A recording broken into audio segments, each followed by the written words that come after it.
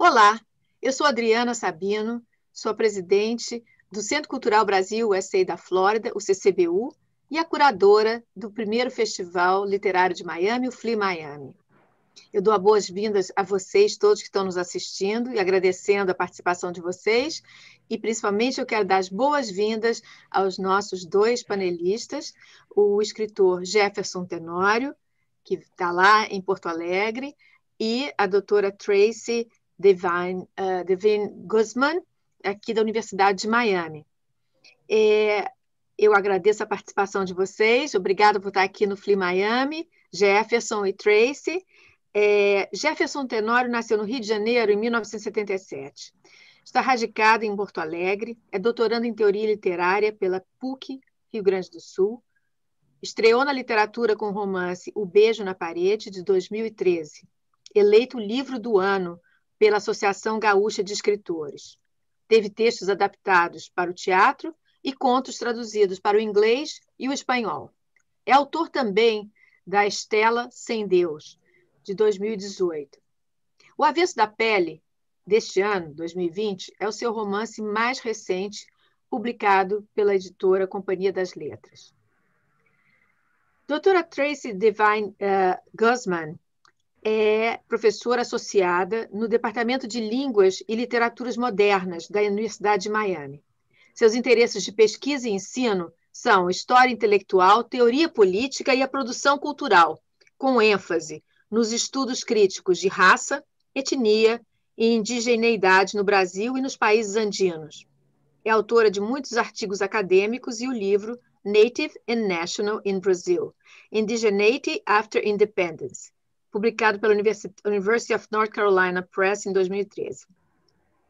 Boas-vindas a vocês e um bom painel. Obrigada, Adriana. Boa tarde, todo mundo. Boa tarde, Jefferson. É um prazer, uma honra poder conversar com você sobre esse novo livro que eu gostei muito, aprendi muito lendo.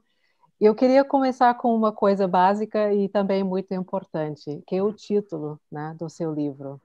Eu fiquei pensando, quando estava conversando com a minha filha, né, que é brasileira, sobre o livro que eu estava lendo e tentando explicar um pouco, né, os assuntos tratados por você. Eu achei bem difícil dizer numa frase, né, qual é o assunto do livro, porque são muitos assuntos, né? Por um lado, você está estudando o efeito do racismo na vida de uma pessoa através de muitas lentes diferentes e o processo interior, né, que essa estrutura social tem na vida, né, do Pedro.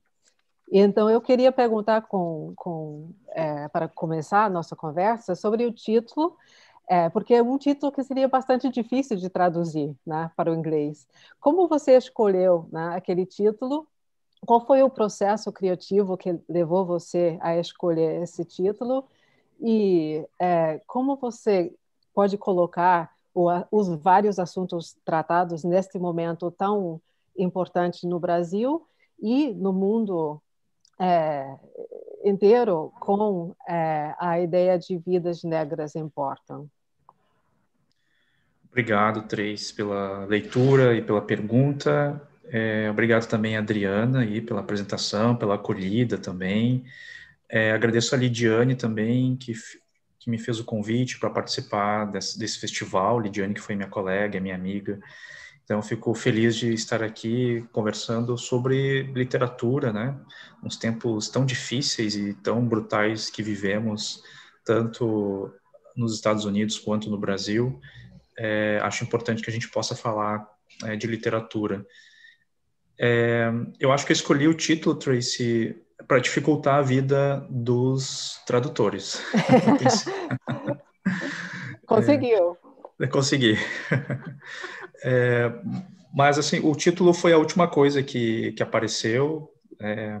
Na verdade, quando eu mandei o livro para a editora, a primeira versão, né, eram poucas páginas, ele foi com esse título provisório, porque eu não tinha muita ideia como você disse, né, é um livro que fala de muitos assuntos, né? Então, parecia que qualquer título que eu colocasse não dava conta de todos os assuntos que estavam sendo tratados ali.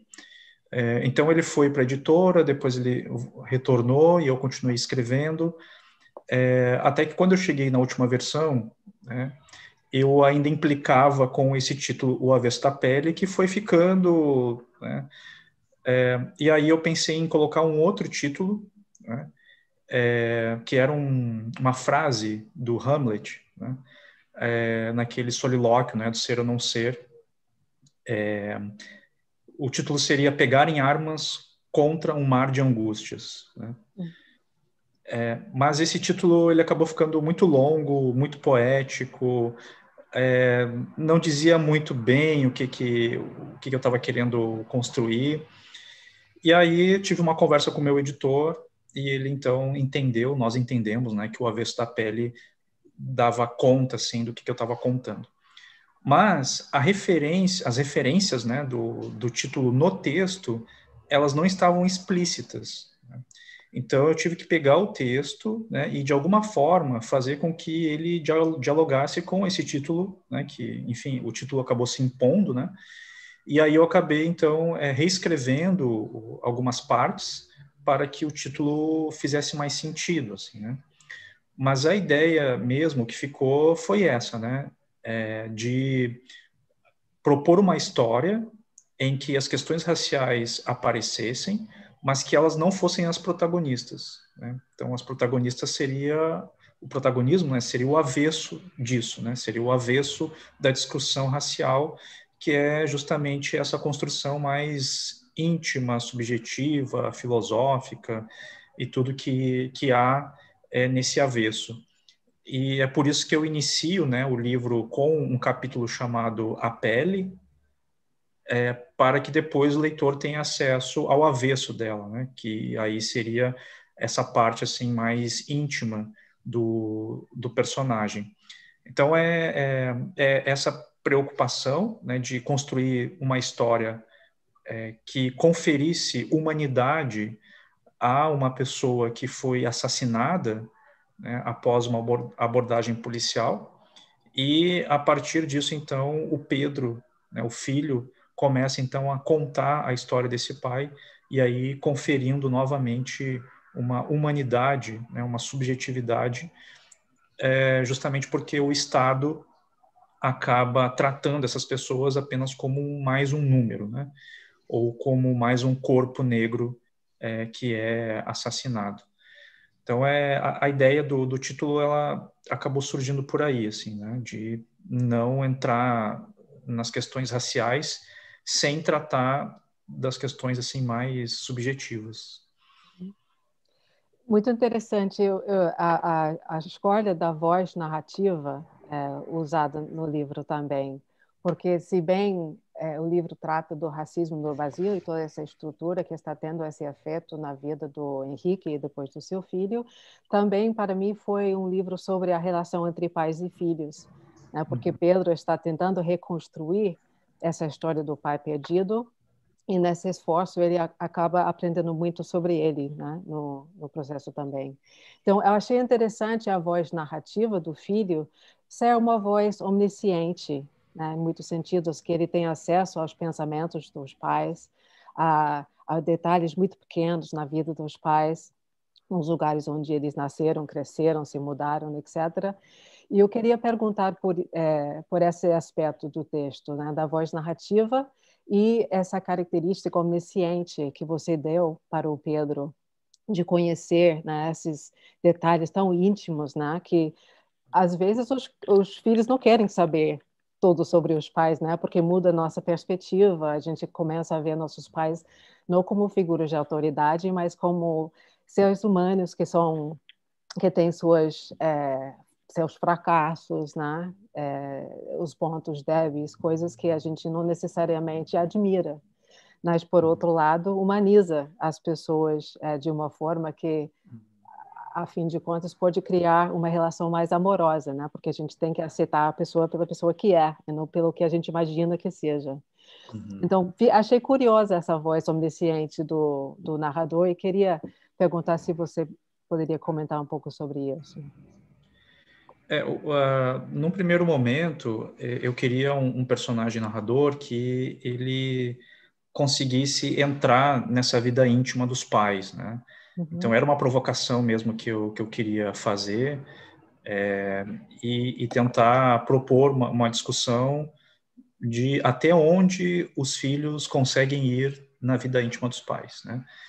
Justamente para dessacralizá-los e para humanizá-los também, né?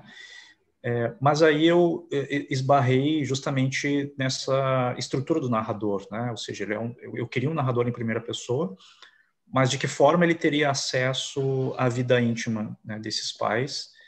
Aí eu pensei em algumas estratégias, como leitura de cartas, ele conversando com algumas pessoas, né? Mas aí eu fiz um capítulo, e acho que é o capítulo inicial, né? E nesse capítulo eu fiz esse narrador que não usou nenhum tipo de subterfúgio material, assim, para conseguir narrar até o pensamento, né, do pai e também da mãe. E eu vi que isso não era uma barreira, né? Na verdade, eu estava borrando um pouco essa ideia dos tipos de focos narrativos, né? Ou seja, um narrador em primeira pessoa, ele pode ser um narrador onisciente desde que ele seja convincente, desde que aquilo não soe inverossímil, né? E o modo como eu comecei a narrar a história, né? Ou seja, a utilização do pronome você, né, como se fosse uma confissão para alguém, né?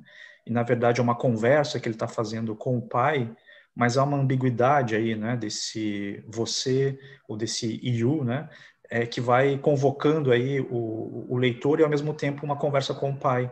E nesse sentido eu acabei então criando esse tipo de narrador que não é onisciente, mas, ao mesmo tempo, a gente sabe que aquilo é uma fabulação de um filho sobre o pai, né? Ou seja, não necessariamente todas aquelas coisas que ele está apontando ali tenham, de fato, acontecido com os pais, ou com o pai ou com a mãe, mas é o modo, talvez, como ele imagina, né? O modo como ele vai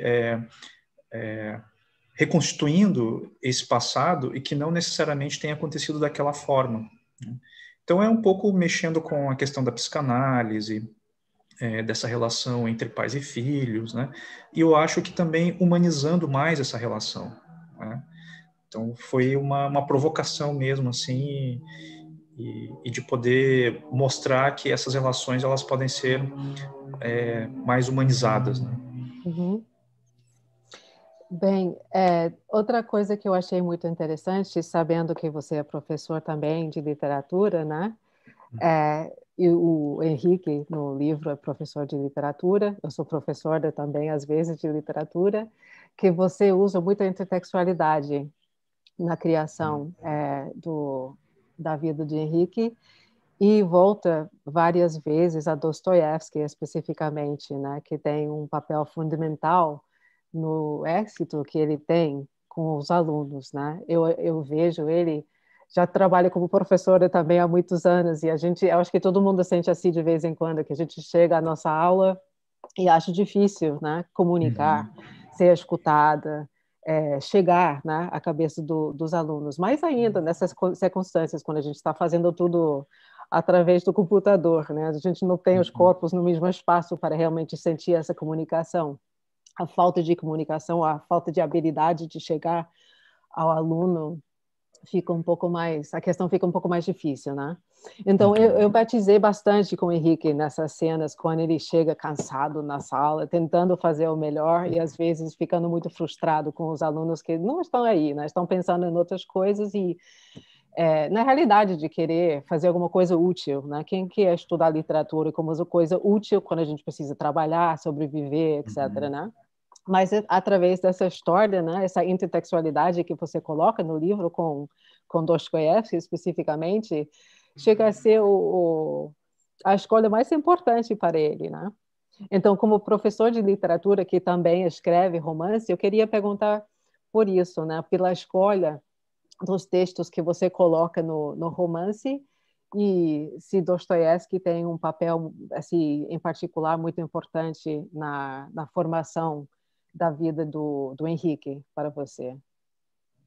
Sim, Bom, Dostoiévski, eu acabei colocando ele na última parte do livro, na terceira parte do livro, porque eu queria dar esse tom mais sombrio, né, esse tom de uma análise mais psicológica, tanto do policial que vai acabar fazendo a abordagem, quanto do próprio professor ali que já está quase desistindo, ele está num ambiente assim hostil, né, num lugar onde os alunos não o ouvem, e ele tenta de alguma forma, né, trabalhar com esses alunos mas é o que eu sempre digo, né? O professor, ele talvez seja a profissão que a gente tenha que lidar com a frustração quase que semanalmente, assim, né? Porque a gente prepara aulas, a gente faz um exercício de imaginação muito grande, assim, porque preparar aula é também imaginar, né? A gente se colocar naquele lugar, naquele espaço temporal, imaginar os alunos, imaginar quais são as respostas, as interações, né? Então, e a gente chega com uma expectativa e daqui a pouco essa expectativa não nos corresponde e a gente fica com aquela sensação de que o nosso trabalho não está sendo valorizado, ninguém quer nada com nada, e ainda mais trabalhar com literatura, né? E trabalhando numa escola pública, no Brasil, que é o caso do meu personagem, e o personagem já estava há 20 anos trabalhando nessas condições precárias, né, com violência, tráfico de drogas, alunos que não frequentam a escola, a falta de interesse, e isso tudo então foi somando, né? Mas há uma coisa muito curiosa, e acho que isso vale para todos os professores, que por mais que o ambiente seja hostil, parece que uma aula pode fazer com que a gente volte a acreditar, né, nas coisas, né? Parece que uma fala de um aluno pode fazer com que a gente continue a acreditar. E eu acho que foi isso que aconteceu com o Henrique, né, com o personagem. Então ele leva o Crime e Castigo para a sala de aula, né, monta ali uma estratégia, né, que para convencer os alunos a ler pelo menos trechos do Crime e Castigo, e ali ele consegue um certo êxito, né, levando então Dostoiévski para a sala. Mas há aí uma intertextualidade, né, tanto do texto em si, mas também da atmosfera que o Dostoiévski traz para a trama, né, que é justamente essa trama assim, mais sombria que eu quis colocar no final. Então, me parece que essa ideia de levar textos para os alunos, e não só textos que dizem respeito diretamente à realidade dos alunos, né? Isso era uma preocupação, e é uma preocupação que eu tenho como professor, né? Por que não trabalhar com literatura canônica, ocidental, ao mesmo tempo que eu também trabalho textos de autores africanos, autores brasileiros, né?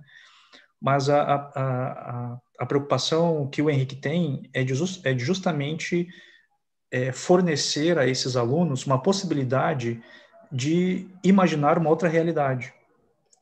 E é por isso que o título do quarto capítulo se chama De Volta a São Petersburgo.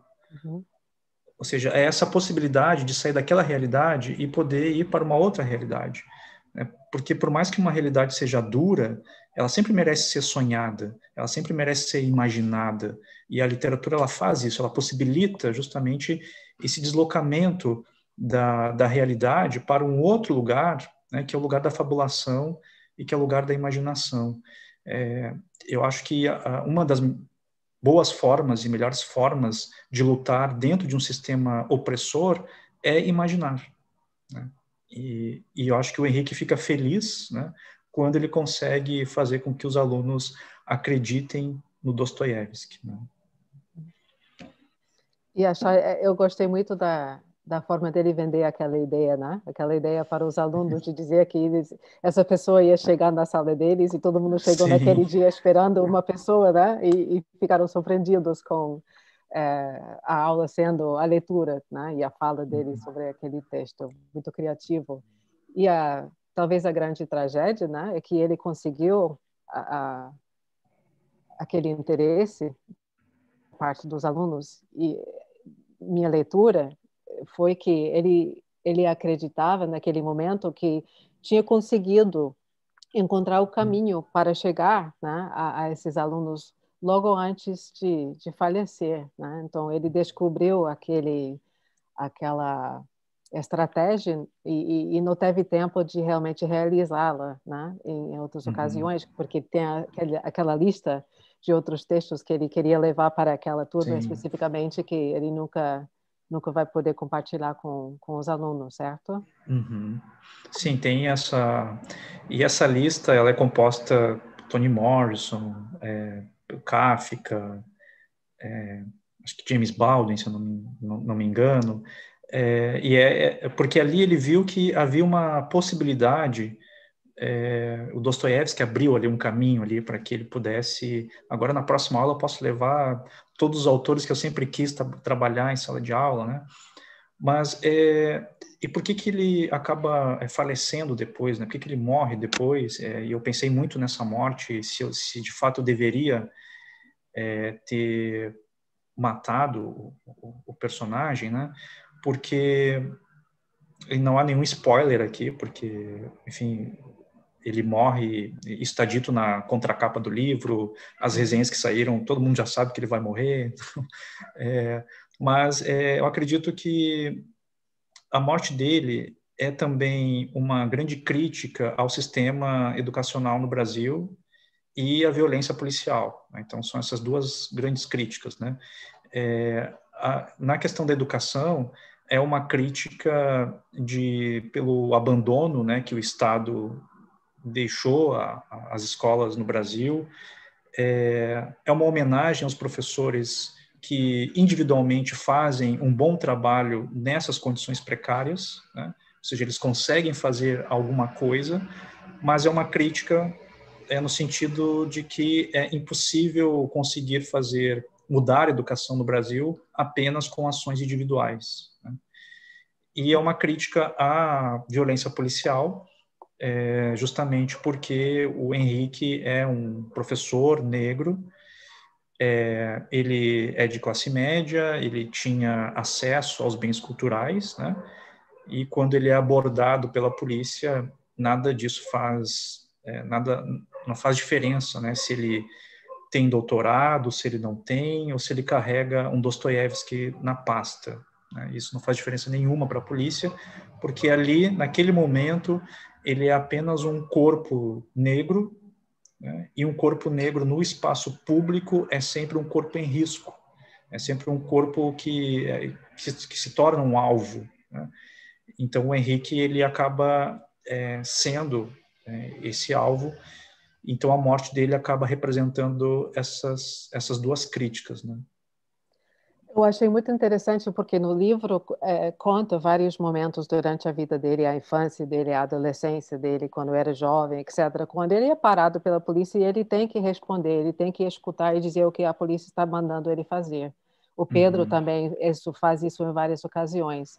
Então, justamente no momento quando ele consegue chegar aos alunos, né? Através dessa estratégia que ele tem de levar a literatura e interpretar dessa forma que tem uma conexão com a vida cotidiana deles, é o momento quando ele não aguenta mais tomar aquela ordem da polícia, né? Quando ele está andando pela rua indo trabalhar e eles estão mandando parar e ele não consegue. Ele sabe, eu acho que ele sabe que vai acontecer naquele momento. E, apesar disso, ele não consegue escutar mais, né? Não consegue obedecer mais, porque cansou de fazer isso a vida toda, né? Cansou, Ele acaba... E durante o livro, ele vai relatando uma série de abordagens policiais, que são 8 ou 9 descrições dessas abordagens, né? Até que aos 56 anos, né, depois de já ter passado por várias abordagens, ele se recusa, né, a continuar recebendo essas abordagens, se recusa a responder à polícia, né, e não fica assim muito claro se de fato ele queria que aquilo acontecesse, né, porque ele sabia das consequências, né, mas me parece que aquele êxtase que ele conseguiu na sala de aula era tão grande, era tão maravilhoso, né, que aquela abordagem ali era algo menor, ou seja, essa abordagem não vai atrapalhar a felicidade que eu estou sentindo nesse momento. Né? Então, foi um ato de coragem, mas também eu acho que é um ato de paixão e uma homenagem aos livros, assim, né? Uma declaração de amor aos livros e à literatura, né? Embora de maneira trágica, né? Pois, de certa forma, a gente pode entender a vida dele como um ciclo, né? Como parte de um ciclo de violência, né? Social, que acabando com a situação da polícia, mas também uma violência familiar por parte das famílias dos pais, né? Eu li que, apesar dessa violência que existia na família, que também existia muito amor, né? Então, aquela violência que existia na infância dele, dos pais que se amavam, mas não conseguiam conviver, né? Ficarem juntos, etc., de certa forma, tem uma conexão com a violência que existe na sociedade, nessa falta de apoio social que tem, né, o Pedro na vida, e acaba com essa violência que vem do Estado, né? Naquela fala do Peterson, né? No funeral do Henrique, quando ele chama, o ex-aluno pode falar sobre o que aconteceu aqui. Isso aqui é culpa do Estado, né? Um Estado que não sabe respeitar a vida dos homens negros, né? E então, se eu entendi a vida do Pedro inicialmente como parte desse ciclo, né, de violência, a fala dele quando ele está voltando para o apartamento do pai, tentando reconstruir um pouco essa história, vendo os objetos que ele tinha e refletindo sobre a vida dele e a relação que ele tinha, para mim era um esforço de quebrar, né, aquele ciclo, mas tomar como ponto inicial o reconhecimento da luta, né, do pai e as conquistas, né? Então, por isso, para mim, foi tão importante ele, como a voz narrativa, ter acesso àquele acontecimento na escola, ao êxito do pai na escola antes de falecer, porque continua dando aquela esperança, né, que o Henrique tinha para continuar na luta, né, para conseguir uma vida melhor, para chegar à vida desses alunos que são abandonados, esquecidos pelo Estado brasileiro através da educação pública. Então, não sei se a intenção foi romper pelo menos teoricamente, com aquele ciclo, mas essa foi a minha interpretação da esperança que ele tinha quando ele está saindo do apartamento do pai. Acho que sim, ó. Eu tinha uma preocupação de quando eu terminei o texto, de que esse texto não tivesse algum tipo de redenção ou que apontasse para algum caminho, né, e que não fosse e que não terminasse na morte de mais um homem negro, né? Então foi importante que esse narrador, que o Pedro fizesse esse caminho, esse percurso, né, e recontasse a vida desse pai, e que ele também conseguisse ver o que havia de positivo, né, na trajetória do Henrique. Mas também tem a ver, e aí vou voltar no Hamlet, né, de novo, de uma cena que acontece no ato 3, agora não me lembro se é no ato 3, mas é uma cena, né, no ato 1, cena 5, em que o Hamlet está no túmulo do pai, e aí ele diz, né, para o pai, triste sina a minha, que nasci para consertar o mundo. Né? Então, triste destino esse, né, que ele nasceu para consertar o mundo. E, na verdade, ali no Hamlet, é justamente isso que acontece. Né? O pai diz para ele que ele tem uma missão, que é vingar a morte, né, do próprio pai. No caso do Pedro, né, o meu personagem, ele não está ali vingando a morte do pai, mas, de certa forma, ele recebe uma tarefa, né, desse pai, que é de tentar consertar esse mundo. Né? E consertar esse mundo passa, primeiramente, por uma restituição de uma humanidade, né? Então, eu vou restituir essa humanidade que foi retirada, né? Contando a história dele, e a partir disso, a partir de todo esse aprendizado que ele tem nessa relação com o pai, ele pode, talvez, tentar quebrar esse ciclo, porque já é uma outra geração, né? A história do Henrique é uma história de consciência mais lenta, mais demorada. Ele não teve acesso a todas essas discussões que a gente está tendo hoje. E no caso do narrador, do Pedro, ele já está sabendo disso há muito tempo, né? Então, me parece que quebrar esse ciclo de violência, não que seja mais fácil, mas eu acho que é uma outra forma de lidar com as questões da violência, sejam elas raciais ou sejam elas sociais, mas me parece que é bem isso mesmo. Acho que a tua percepção é perfeita e vai de encontro a essa intenção mesmo de que a próxima geração vai saber lidar melhor, né, espero, né, que saiba lidar melhor com as questões da violência do Estado, né? Ao respeito, temos aqui uma pergunta de uma leitora, eu vou ler, tá? Diz: ontem ficamos todos chocados com o assassinato bárbaro ocorrido na sua cidade, Porto Alegre.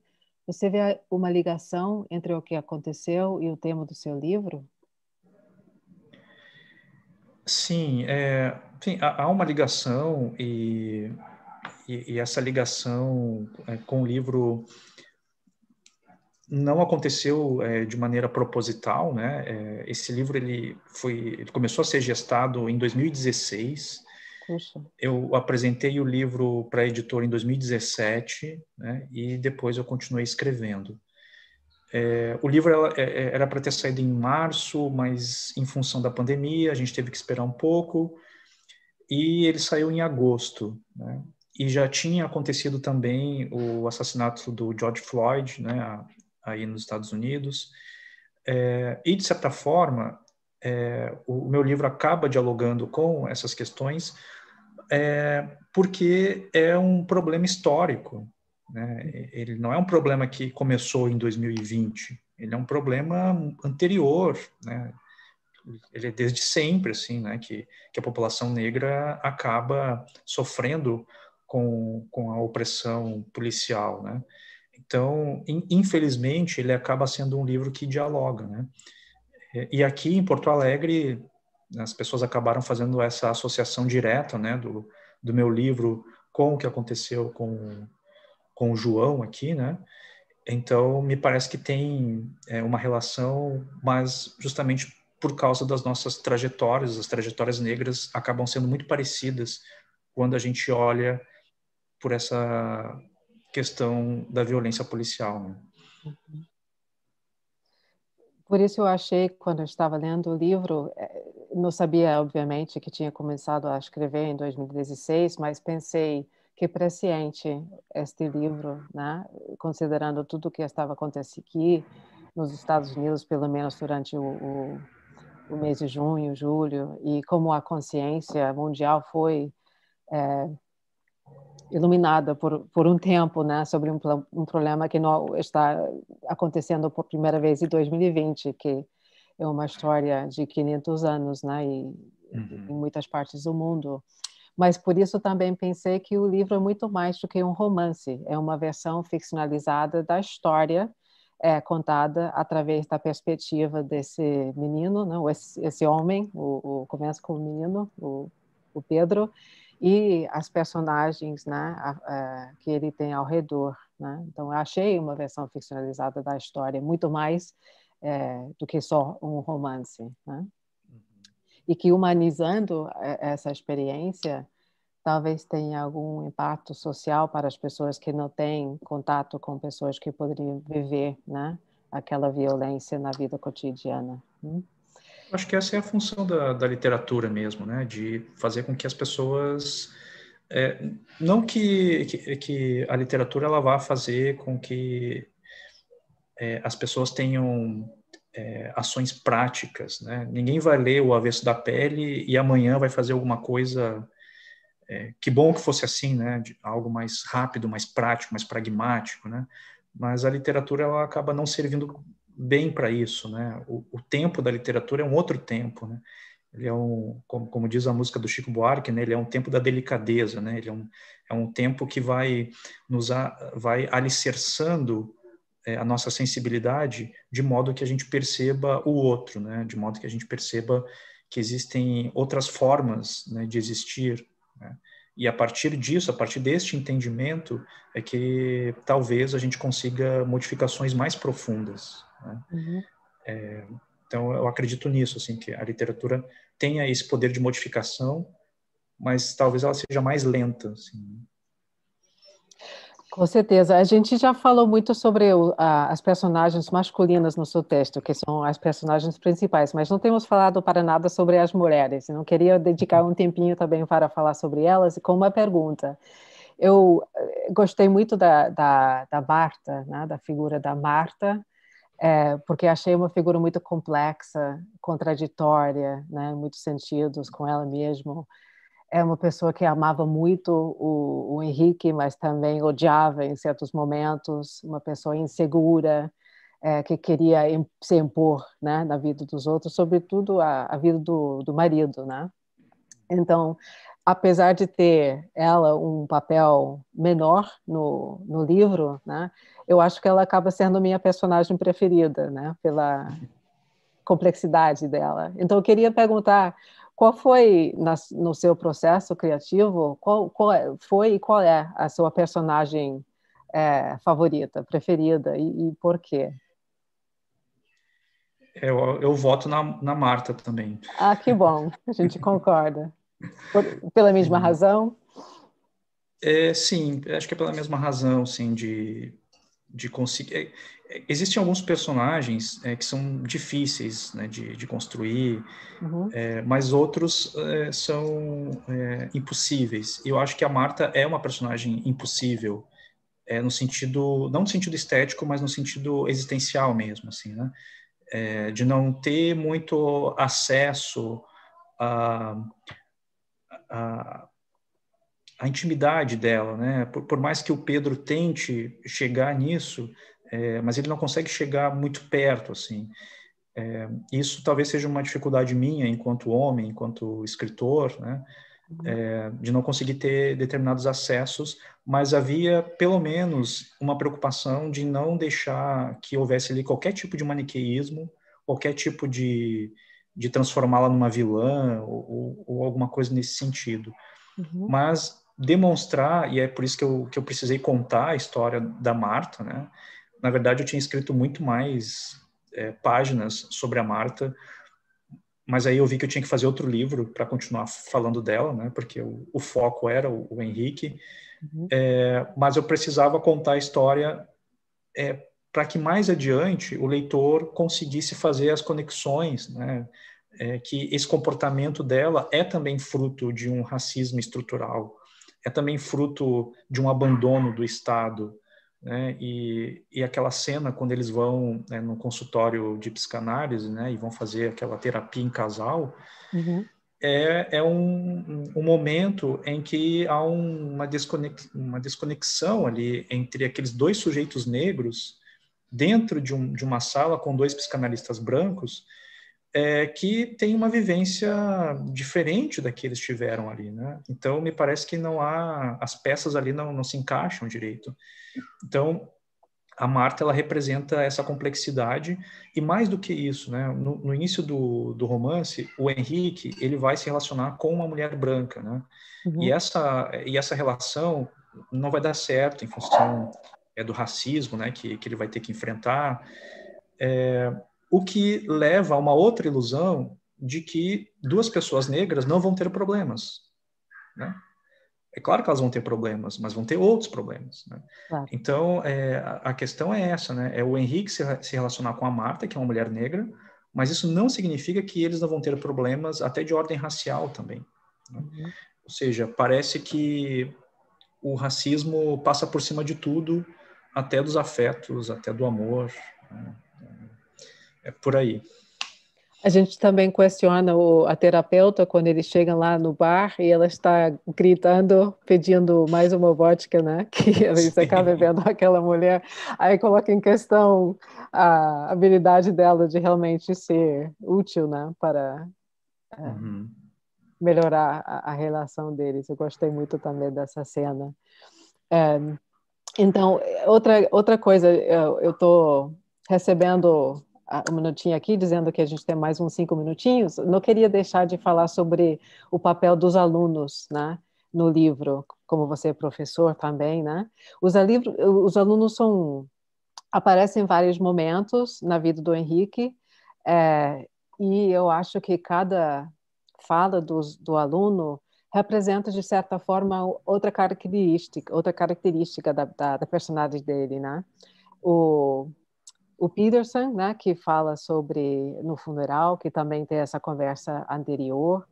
O João Felipe, no menino, que é levado pelos pais, né, acaba apanhando dos pais em frente, né, do Henrique, porque ele não está sendo um bom aluno, etc. O John Lennon, né, que está fazendo um baseado na aula do professor e consegue... O Henrique consegue resolver essa situação sem entrar em conflito, né, com o aluno que está fazendo uma coisa que não deveria fazer na aula. Eu acho que dá uma perspectiva mais completa dele como ser humano, além de simplesmente ser professor, né, que dá prioridade à humanidade do aluno, não simplesmente ao fato do aluno aprender ou não aprender certa coisa sobre certo texto em certo momento, né? E então, pensando como professor de escola, professor de literatura, e pensando na representação do Brasil que tem no seu livro, a pergunta que eu queria fazer é como você gostaria que seu livro fosse usado como texto, né, para levantar certos assuntos nas escolas ou nas universidades, no Brasil e fora do Brasil. Qual a mensagem que você gostaria que comunicasse aos alunos que já sabem muito sobre a realidade brasileira e aos alunos como os nossos aqui na universidade que estão conhecendo o Brasil por primeira vez através dos textos?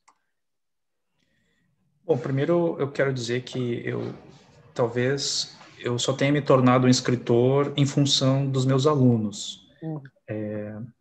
Todos os meus livros, desde O Beijo na Parede, passando pelo Estela Sem Deus, a sala de aula aparece, os alunos aparecem, a figura do professor é muito importante, e eu sempre penso que ser professor é quase não, é ter muita sorte, assim, como profissional e como ser humano, porque essa troca humana que acontece na sala de aula, né, nesse microcosmos, nesse país, nessa imitação de mundo, né, existem ali muitas coisas interessantes ali, as relações de poder que vão se estabelecendo, as relações entre os alunos, tudo ali é muito rico, assim, como material estético, né?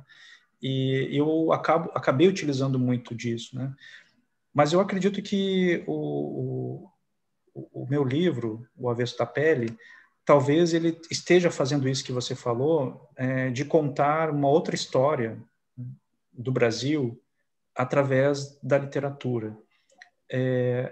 E talvez livros como os meus, que são livros de um autor negro, de uma outra experiência, contribuam também para que a gente tenha uma visão mais ampla do que seria a cultura brasileira, né? Hoje em dia, pelo menos de uns 10 anos para cá, a gente já tem visto autores negros e negras que têm publicado e que têm colocado suas narrativas no mundo, e eu acho que isso acaba ampliando, né, justamente essa história do Brasil.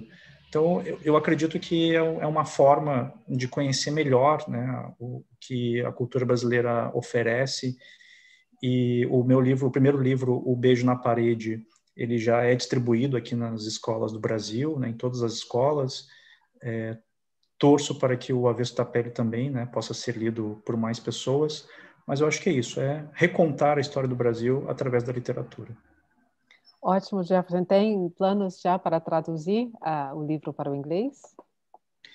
Para o inglês ainda não, mas para o italiano, sim, já está em fase de tradução, e sem tradução, mas vai sair em Portugal também no próximo ano, mas para o inglês a editora ainda está em negociações. Tá bom. Então, aquele desafio de traduzir o título excelente do seu livro vai ficar para alguém em pouco tempo. E eu acho que o livro teria muito sucesso aqui também nos Estados Unidos e que o público teria muito interesse nele. Obrigado, Tracy. Foi um prazer ler o livro e conversar com você. Parabéns pelo lindo trabalho. Obrigado, foi ótima a nossa conversa aqui. Foi um prazer. Prazer também. Vamos chamar a Adriana?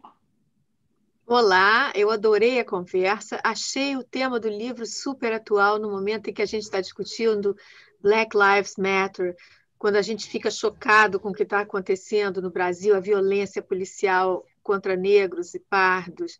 É inaceitável isso e é muito importante isso que o Jefferson falou, de mais vozes negras falarem, escreverem, recontarem a história do ponto de vista deles. Nada vai mudar se a gente não vir a nossa história de uma forma diferente. E eu espero que tenha sido feita aqui hoje uma ponte entre a obra do Jefferson e a Universidade de Miami, que os alunos, que vocês recomendem aos alunos da Universidade de Miami os trabalhos dele, os livros dele, e que ele venha a ser mais lido aqui nos Estados Unidos. Pode contar com isso, com certeza. Olha, muito obrigada pela participação excelente de vocês, muito boa mesmo. Parabéns, Jefferson, pela sua literatura, pelo seu trabalho. Tracy, muito obrigada, foi ótima a sua mediação. Eu queria, então, convidar vocês a ver os outros painéis e, quem sabe, voltar num próximo Flea Miami. Boa tarde. Obrigada. Boa tarde, pessoal. Tchau. Tchau.